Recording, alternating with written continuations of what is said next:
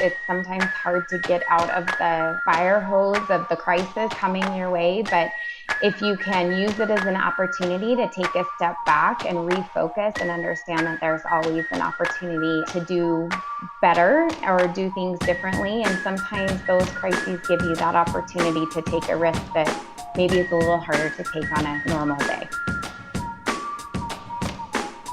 Okay, everybody, we've been talking about recovery for a while now, and my team at Relic has been working on recovery campaigns for several destinations over the last couple of months. They've actually developed a pretty amazing, we'll call it an algorithm, to know when it's safe to do acquisition marketing in a market. And so what I mean by that is you've got government regulations, you've got, how is the virus affecting that market, whether there's been a decrease in cases or a decrease in deaths in that market.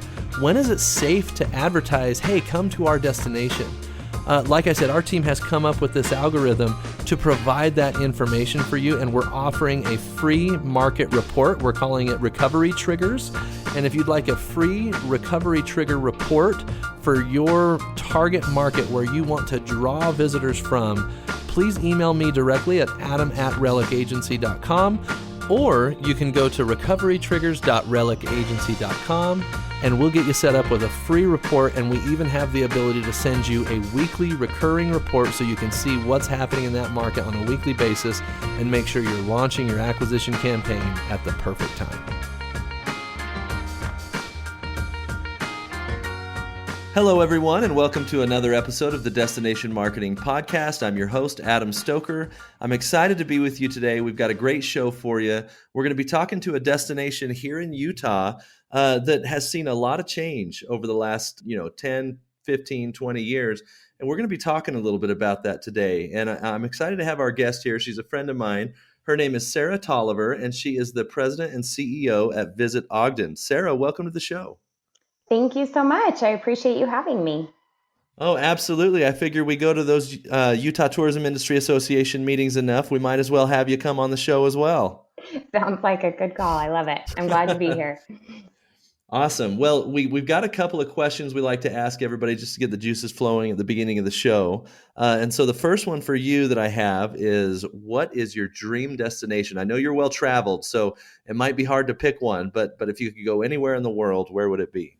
It is so hard to pick when I have such a long list of places that I need to go on my bucket list. So I think I might just have to be super generic and say that my happy places are the mountains and water. So any destination that can combine the two of those just is my heaven on earth. So that can take on lots of things between oceans and lakes and, various mountain scenarios. So I have a whole list of places I need to visit.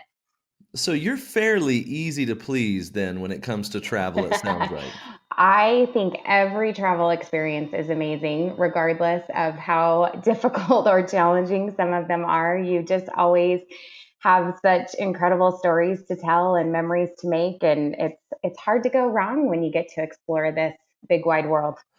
You are the dream traveler that leaves the positive reviews on no regardless of the experience because you got a positive attitude towards travel. I love it. Being in this, I have always loved to travel. And so finding my place in this industry has just, I think, magnified that, understanding the impact that it can have on communities. So yeah, I count me in. Any adventure, I'm there. Awesome. Well, I feel like we're going to make you narrow it down then with this next question, because we're going to ask you your favorite trip you've ever been on. Where was that?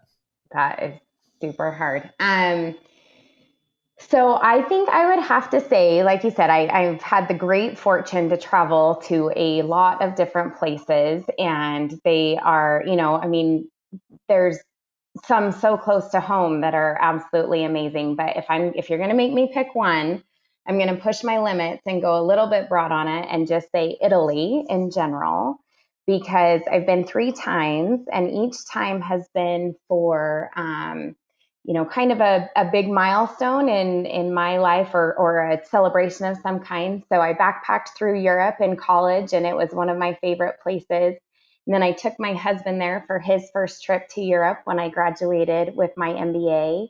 And then we took our kids back a few years ago for their first trip to Europe as well. So I just love the country. I love the people. I love the food. I love the scenery, and have just had some really amazing experiences there. Oh, great. And so my question for you then is, did they have the combination of mountains and water that you were looking for in Italy?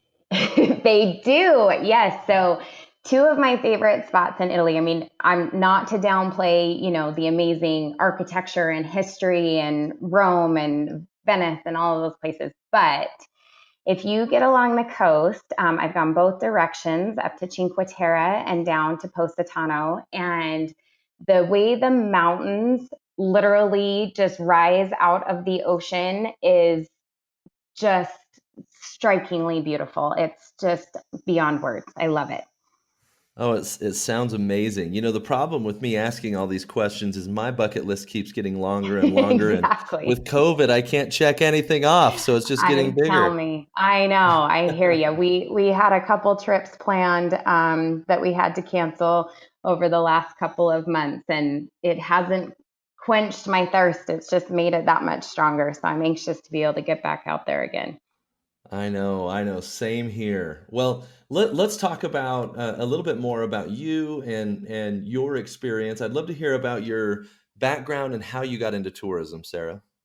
Sure. So my story, I think, is a little bit unusual in the tourism industry. I came from a non-tourism background. I graduated from college with a degree in marketing. I went to work for a company in Salt Lake. I was living in Ogden and decided that I wanted to come back to my community. And so I went to work with my mom. She owned a publishing company, and I was doing the PR work for her, and her business was located on 25th Street in downtown Ogden. And we recognized that there was this growing energy surrounding the street. At that time, there really wasn't much down there. There were only a handful of viable, vibrant businesses. And we decided to open some retail stores to help with the revitalization of the street. So I took over that component of our business, and we opened 3 retail stores in 3 years. But really, what came from that is I got very involved with those other couple of businesses that were down on the street. And together, we started really pushing our mayor at the time for some support in the revitalization of our downtown. And I got to the point where we formed the historic 25th Street Business Association. And through the association, we were producing events and collaborating and doing all these things together. And I think I was probably spending a lot more time on that piece of it than I was my quote day job. So when the position at what was then the Ogden Weaver Convention and Visitors Bureau opened up, I had a couple of people who had been involved with the organization approach me and ask me if I would consider it. Um, as I've commented, I mean, I had a marketing background, but I really didn't have any kind of tourism or destination management background. So um, I interviewed, and at the end of the day, the board decided that having someone in place who had a passion for the community and already had a number of those community relationships in place was more important than the tourism background, then trusted that I could learn that on as I went. So they took a leap of faith and hired me, and luckily I got to go to work with an amazing team who taught me the ropes of our industry as well as colleagues across this state and the West. I mean, everyone in this industry is so open and willing to share. It's just been an amazing experience. So I'm coming up on my 13th anniversary there. Holy cow, 13 years. That's great. Tell me a little bit about, I mean, the thing that I find interesting with you going through the path that you went to get your job is you were kind of doing your job before you got it. I mean, not in its full capacity, right? But you were already doing some of those things. So you had the opportunity to show your ability to collaborate and bring people together before you got the job. How did that experience with the downtown association help prepare you for your role that you have today? Well, I think you're exactly right. I think I was doing my job in a lot of ways before I had it, which is interesting. And so I think it was just that, so much of what we do is to not only market and promote our destinations, obviously, but to work with other community stakeholders in a way that can accomplish, that bigger overarching strategy or vision that we have for our destinations. I call it destination development. We have to have our communities ready to fulfill the promises we're selling to potential visitors, as well as take care of our residents and make sure that the quality of life that they enjoy isn't impacted negatively by that. And to do that, we can't do that on our own, certainly. So the relationships and partnerships that we have to build and work towards with, county, city governments, other community organizations. I mean, the list goes on and on and on. Whereas something we were doing to try to build the street up, it may have been on a smaller level with the businesses on the street and a smaller set of organizations, but certainly taught me how to bring a number of people to the table to try to achieve a like-minded goal. Yeah, that's great. I love the focus on making sure that the experience matches the message Right. and you get the authenticity that you need as a destination. And I think a lot of people they put that message out there but may neglect the TLC that it takes to make sure that the experience is matching that.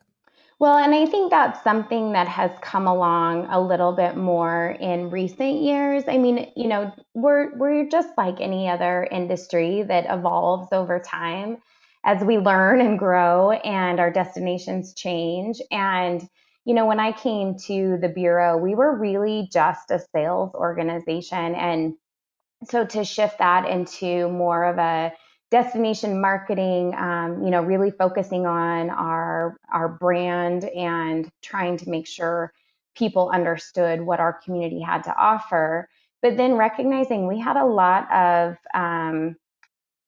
I'm going to say growing up, but just kind of fulfilling that promise we were making internally. And yeah, if you're selling one message and you can't match it when someone comes, then that word of mouth isn't going to be as positive. So we need to make Yep. sure we're over delivering on the experience once they arrive. Absolutely. Good advice. Well, let's talk a little bit about, I mean, you've been there 13 years. So this is not your first crisis that you've had to deal with. We had the economic collapse of 2008. Tell me a little bit about, because that was early on in your time in your role. Tell me a little about your experience with that crisis and maybe how it helped you understand how to handle what we're going through today. Oh, to bring back crises, how fun. It was early in my career. And so I had a lot of learning to do, I will say that. And the collapse in 2008 was an interesting one for our community. So anyone who's familiar with the Ogden area probably knows a little bit about our history. We were a thriving railroad town back in the day, and then certainly went through a number of years of economic downturn. And that really just started to turn around, like you said in your opening, within the last 20 years. And so tourism is not our primary industry in Weber County. It's a very important one and a big component, but it is not the primary industry. And so as we looked at when 2008 challenges arose, we actually fared very well for a minute. We were a very affordable destination. We have a conference center that is part of our role to fill its space. And, if meeting planners were still trying to meet, groups were still trying to get together, companies were still trying to conduct business. So we provided a very affordable and accessible opportunity for them to do that. So the impacts weren't as immediate for us in the Ogden area as they were for a lot of destinations. We felt the burn actually about a year later, because as other destinations responded, to cut budgets and, people pulling back, they also had to do the same. So hotel rates were lowered in more, resort oriented or tier one city type of destinations. Meeting there became much more affordable. So we started to hear from folks, we're going to go there while we can, and then we'll come back to you when things normalize a little bit. So Oh, interesting. I think with anything, whether it's just a small daily crisis or something more magnified like that was, or certainly the situation we're in now, you just have to be able to pivot really quickly and look ahead. And I think that's one of the strengths we have as an organization, whether it's finding those new targets who are more likely to visit your destination. For us, that was when we really started focusing on leisure travel. And, our weekend occupancies back then were really, really low. And so we just saw an opportunity to try to build up a better niche for ourselves and use the time to communicate our new, the vision, who our community was becoming, and that brand promise I talked about. Yeah, it makes total sense. And see, that's a perfect example of what I wanted to hear as far as finding the opportunity in the crisis. You guys were able to say, okay, let's focus on leisure travel and open that up. And I know that today leisure is a big portion of what you do, and that probably resulted from the pivot that needed to happen in that crisis.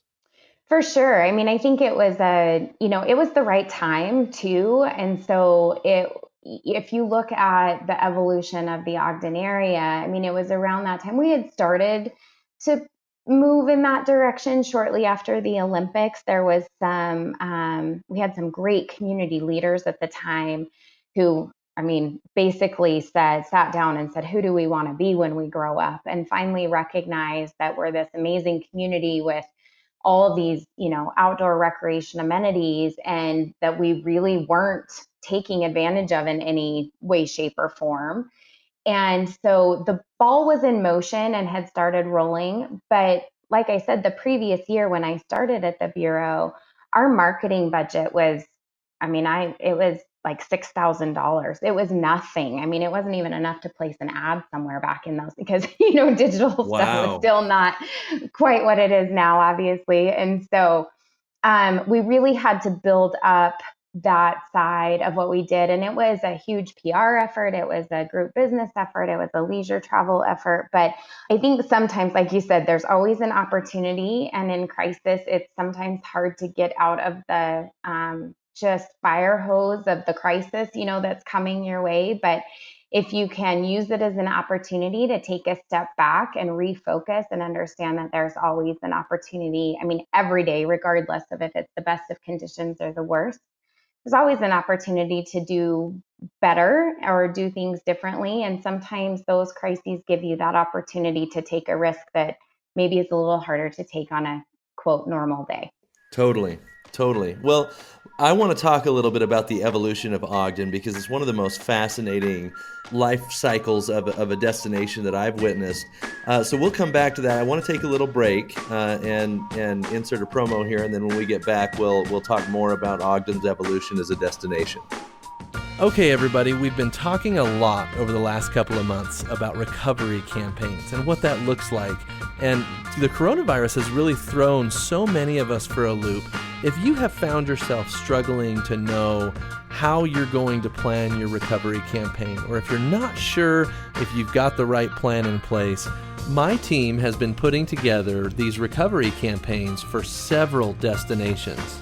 We would love to take that opportunity to provide one for you. If you're interested in getting some guidance for your recovery campaign, whether it's just for us to take a look and give you some high-level recommendations, or if you're looking for someone to help you see it all the way through, we'd love the opportunity to take a look. If you're interested in having us take a look and help you come up with the right recovery campaign, please email me directly at adam@relicagency.com and we'll get you set up.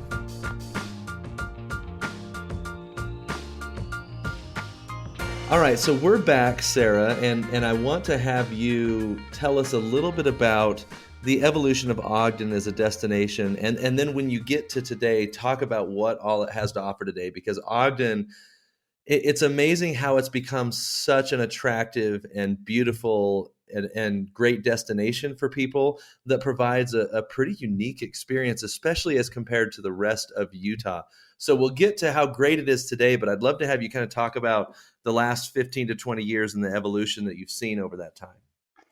That is going to be very difficult for me to sum up quickly. I'm just going to warn you because I get pretty That's okay. passionate. I get pretty passionate about it. So, yeah, I mean, I'm very proud of our community for the amazing turnabout it's done in such a relatively short period of time.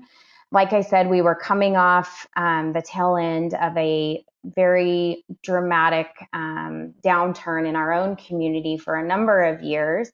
I'm from Ogden originally. I grew up there, and it wasn't necessarily the place people were super proud to say they were from. And now we have this amazing sense of community pride that is just makes my heart very happy. But it all stemmed from a number of, like I said, we had some amazing community leaders who sat down and just had a very difficult conversation and did that whole vision that I think so many do, but really we're looking at it in terms of survival of our community. So started focusing on that outdoor recreation element. And we had a mayor at the time, Mayor Godfrey, who made some very difficult political decisions. He tore down our mall that had sat vacant for a long time. Just some things that weren't necessarily very politically popular within the community. Right. But it really got those balls in motion, and he started recruiting outdoor rec companies to relocate to our community. And we were fortunate enough to have leadership in a couple of outdoor recreation national companies who were from this area originally and were willing to take that leap to help our community thrive. And it's amazing once you have that validation of an outside, right, third party source saying, oh, we're moving Yeah. to Ogden, Utah because it's this amazing place with this incredible access to outdoor recreation and it fits the lifestyle we want for our company and our employees. So that was really, I think, one of those tipping points of what changed our community. And since then, it's just really been a determined focus on the part of everyone. And I will give a little caveat with that is that's our destination brand and our focus from a tourism side of things. But one of the cool elements that comes from that, as I mentioned earlier, that tourism is not our primary industry in Weber County. We have a number of industries, which is nice. It helps in times like this. But so aerospace and manufacturing are two key industries as well. And one of the things that came from that was this collaboration between the aerospace industry and the outdoor rec industry when you talk about composite manufacturing and the evolution in outdoor gear as bikes moved to carbon fiber and all these different things. A lot of those initially came from these collaborations of various industries in our community. So my point in telling you that is it isn't just that story we're telling, it really is part of the core of our community and the way we work together and the lifestyle that we live here. So Sara, one of the things that I find interesting in that explanation that you give of how this kind of started to snowball for Visit Ogden, it's the importance of that partnership between economic development and tourism, because tourism has benefited greatly from these decisions that were made in economic development 15, 20 years ago. And I just think those two departments of any destination have to work so closely together to benefit each other.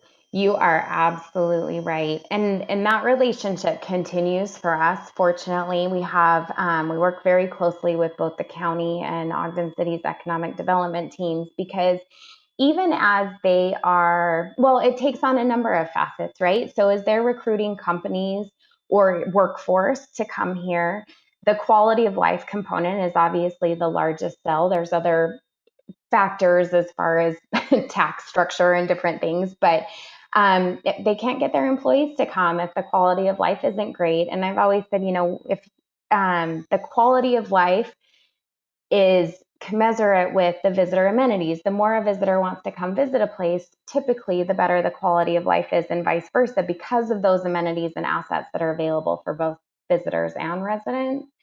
And then it goes to things like, an example is Ogden City is in the process of developing a downtown master plan. And we've been very involved in that process and that discussion, because the way that people move through our community if they don't live here, and the way that they can access entertainment and dining and support our businesses, all need to be a part of that plan. And so as we work together to create this vision of what our community will look like in the next 20 years, the two have to go hand in hand together. Yeah, makes perfect sense. And I think that partnership for any destination that wants to improve the customer experience, that partnership is going to be such a critical element of that change. Most definitely. I couldn't agree more. And it's nice to see, economic development 20 years ago was purely focused on, building businesses or recruiting businesses from out of the area to your community. And the quality of life element wasn't, I mean, not to say it wasn't important, but I think it's become increasingly important over time. And so recognizing that as we work together and that the two do go hand in hand so seamlessly. There's a quote out there, and I don't even know who to attribute it to, so I apologize, but it says something along the lines: if you build a place that people want to visit, then you build a place that people want to live. If you build a place people want to live, you build a place people want to work. If and then it goes on to say play, and then if you're playing, it goes back Yeah. to visit. So it's just this continual cycle of really economic activity and vibrancy for a community.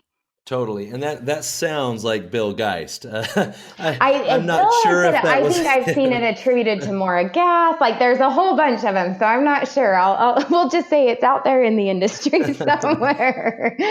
Totally. Okay. Well, let's go back then to the evolution of Ogden. I mean, I remember as a kid. I mean, this is 25 years ago. I remember being afraid to go to Ogden, and that's not a joke. Like Ogden had a reputation of being even kind of the most dangerous place in Utah, and it couldn't be farther from that today. So let's continue to talk about that evolution that has taken place.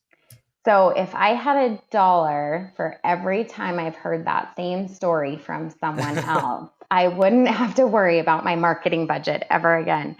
It's true. It's just that evolution continued and still continues today. So like I said, the focus on outdoor recreation, taking advantage of that in a way that was, so we have two rivers that converge just west of our downtown. So building a kayak park down there. We went through a multi-million dollar river restoration project with some federal grant monies that cleaned up the Ogden River and turned it into a blue ribbon fishery designated river. So just really focusing on those assets. We have 3 amazing ski resorts, just 20 minutes from downtown, 2 flat water reservoirs, and then a focus on the trail systems, both on public and private lands, to provide just, I guess, complete that outdoor recreation experience. But it hasn't stopped, which is what I think is so wonderful. Is that was our evolution. That is what changed the game for us. The press that we started to receive about kind of being this unknown outdoor recreation mecca certainly put us on the map in a lot of ways. And but we haven't rested on our laurels, so that continual evolution of recognizing how important arts and culture are to the vibrancy of a community. And so we, as a community, just completed a couple years ago a designation of a new arts district called the Nine Rails Creative District. And that continues to grow and evolve, a focus on outdoor public arts, It's just, there's a lot. And then, like I said, now we're working on this downtown master plan, which will again change the way our downtown looks while maintaining the history that really is the core of who we are. Ogden is where it's not where the Golden Spike was driven, but it is where you had to change trains if you were going across country. So that transcontinental railroad history has created a beautiful historic 25th Street with so much history and amazing architecture. Mayor Caldwell says something all the time, which I love, that is, we were a community that was rich at the right time to have all this amazing infrastructure and architecture in our community. And then we were poor at the right time too. So when other communities in the 70s and 80s were tearing down these historic buildings and putting up newer, more modern structures, our community couldn't afford to do that. And so now we have these beautiful historic buildings, historic designation for the street, and it's just going to expand and grow from there to just enhance what we have to offer. It's full of independent restaurants and nightlife opportunities and art galleries, and we just really pride ourselves on that. You know, our tagline is notoriously independent, and that's who we think we are. We're a gritty, welcoming community that wants everyone to find their place here in whatever way makes sense for them. Yeah, and I love what your mayor said, that you guys were poor at the right time. I mean, how many destinations are proud of that, right? That they were poor at the right time, but you were able to preserve such an amazing downtown area, and it really is true. I mean, the benefit that you guys have of still having those historic buildings. I love your downtown area. Thank you.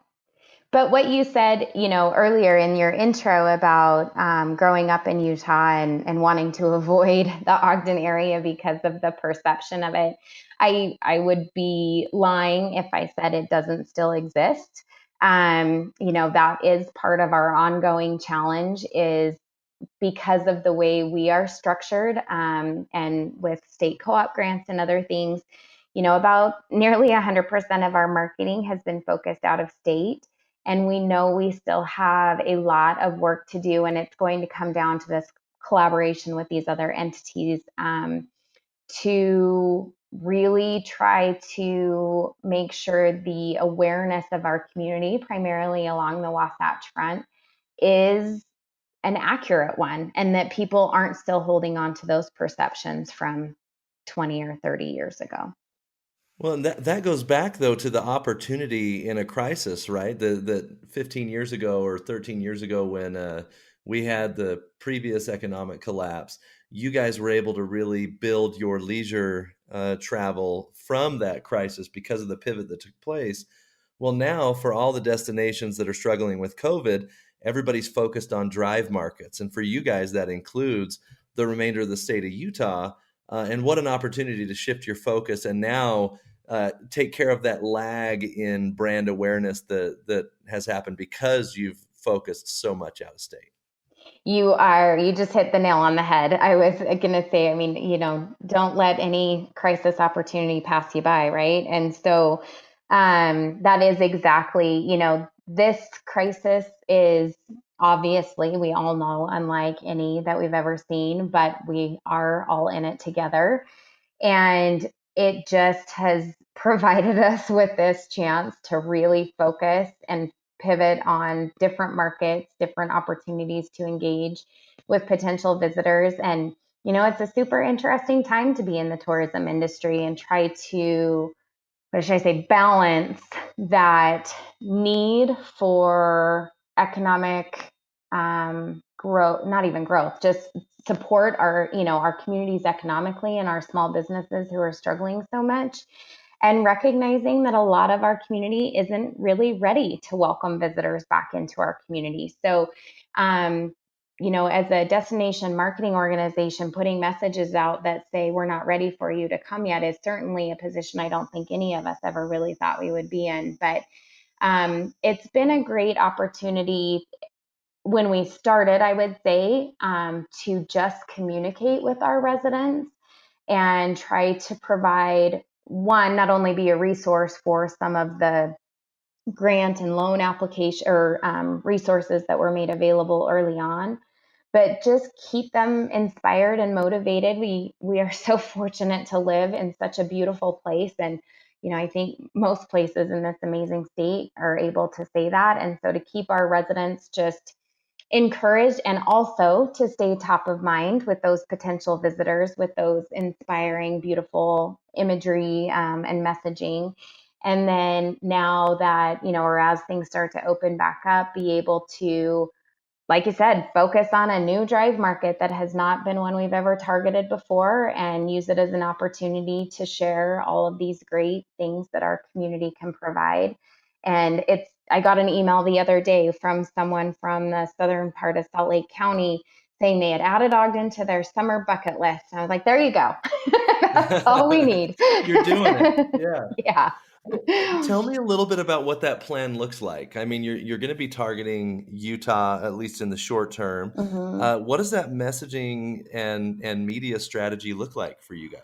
Well, so right now it's like you said, so it was a shift to first just a Wasatch Front market communication, knowing that potential day trips were an opportunity to at least hopefully have someone stop and grab lunch somewhere or fill up with Sorry, gas. Sarah.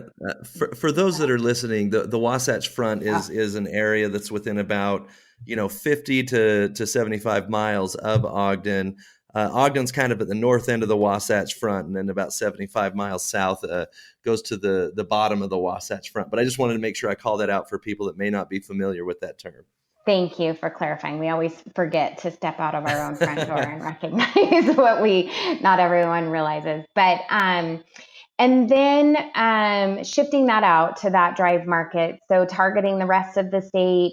We are in a position in northern Utah where that 500-mile drive market radius includes parts of Idaho and Wyoming.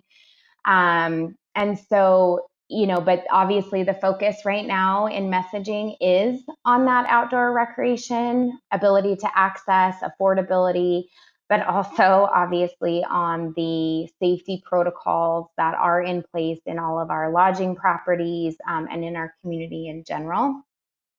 The changing day to day dynamics of this pandemic are really hard. There's just no other way to say it. But, managing that, Yeah, making sure that that we're being very upfront about attractions that are still closed or as things open up, those kinds of things, going back to what we were talking about originally and just managing that consumer expectation appropriately so that people know, have the right expectation of what they're going to get when they get here. got it. Got it. Okay. I want to talk a little bit about something, and I'm sorry I didn't include it in my list of questions, so it might be a curveball here. But I would describe you, Sarah, from what I've seen in the industry, as being very proactive and outgoing. You participate in the Utah Tourism Industry Association. I know that you're on the board of DMA West, which is another association for destinations in the Western United States. Tell me how that involvement and proactivity has benefited you and then your destination as well. So, yeah, I just like we've talked about before, I can't stress enough the value I put on partnerships. I feel like we all have so much to learn every single day that we can learn and grow and be pushed by others.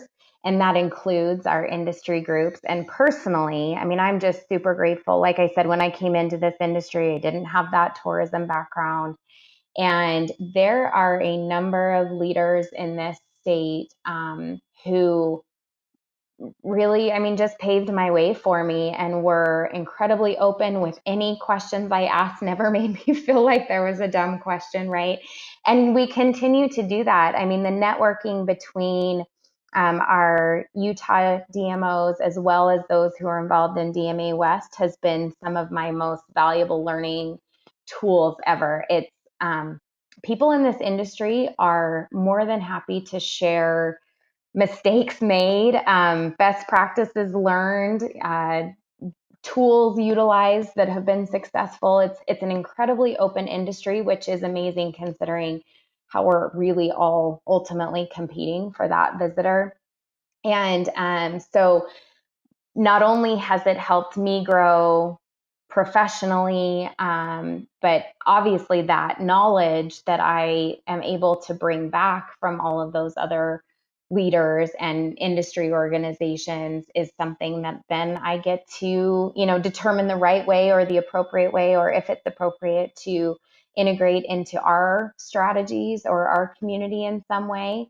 And there's been, I had another destination just reach out to me about the creation of our arts and culture district. And so I sent over our master plan and talked through the process with her and all those things. And I've had others do that for me over the years. And so I think it's super easy for me to say that my involvement in all of those groups has definitely led to or helped with the development and growth of our destination. Yeah, and I also know it's a lot of work, right? It's a big time commitment to do all that, right?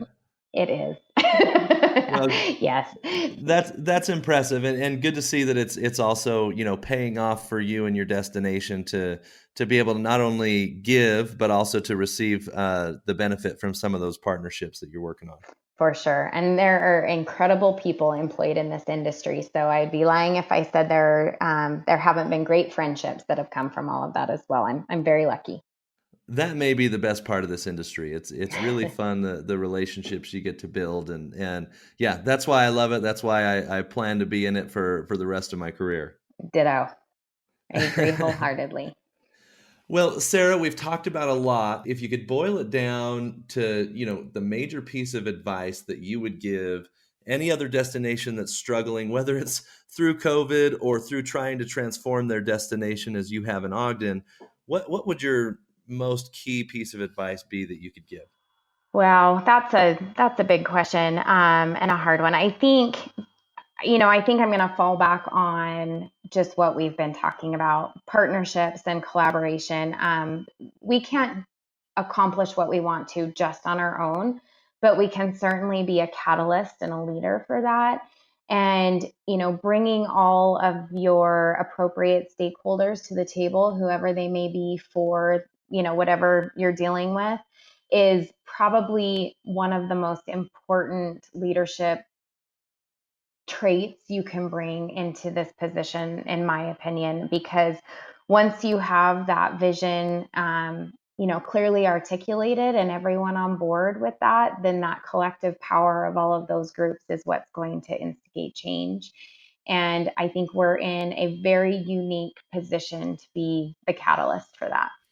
Yeah, and you can't provide that introduction unless you've done the work beforehand to get to know the people that are in your community that you can put together and help to collaborate. Correct. Yeah, there's a lot of groundwork that has to be laid. You can't just start and one day call everyone and say, "Hey, let's do this." So, those community relationships all the time and through some really hard situations that you may not all agree on the right direction. And so being able to work through those to where everyone at the end of the day, has a level of respect, and hopefully we're in our positions for a long time, and we have to recognize that our elected leaders could potentially be changing, every 4 years. Yeah. And so you're constantly starting over in building those relationships as well. And so that's another added element to it, is just making sure that I think that sometimes there can be a tendency to just retreat a little bit and do our jobs and know, what we're doing is we're doing good things for our community. But the more we can educate and communicate with our communities and our stakeholders, I think the more success we'll have at the end of the day. Great point. Great point. Well, Sarah, is there anything I haven't asked you that you think would benefit our audience? Oh, geez. No, not that I can think of. I would love to. I can't wait to hear, everyone else's answers. I wish this could be a round table so I could then be learning from them as well. But I just, I thank you for putting these podcasts out there. I think, like I said, it's just another opportunity to learn from one another. And times are incredibly challenging right now, but we will all get through them. And fortunately, we will all get through them together. Well, Sarah, thanks so much for coming on today and sharing your knowledge with our audience and your experience in transforming your community. It's been really, really great to have you. Thank you again, Adam. I appreciate being on. Well, everybody, this has been another episode of the Destination Marketing Podcast. Thank you for listening. If you enjoyed today's episode, please go and leave us a review. That really helps us to continue to grow our audience and to make the podcast continue to be successful. Thanks, everybody, and we'll talk to you next week. You guys, I have been working on something for the last 6 months that has been such a giant project, but I'm so proud of it. I'm excited to announce that I've just released my book. It's called Touch Points, and it's the Destination Marketer's Guide to Brand Evaluation and Enhancement. And it is a comprehensive guide for destinations to look at their brand, evaluate what you've done, and make a very clear and detailed plan of action of how to fix it. And look, I'm biased, right? Because I wrote it, but I think it's so good. I think it's a great guide, and I'm really, really happy with how it turned out. And I wanted to tell you guys about it. It's available on Amazon. Search Touch Points by Adam Stoker, and you'll be able to get that book for your destination. And I think it's going to be, especially for anyone that is trying to look at their brand holistically, this is the book for you. So check it out.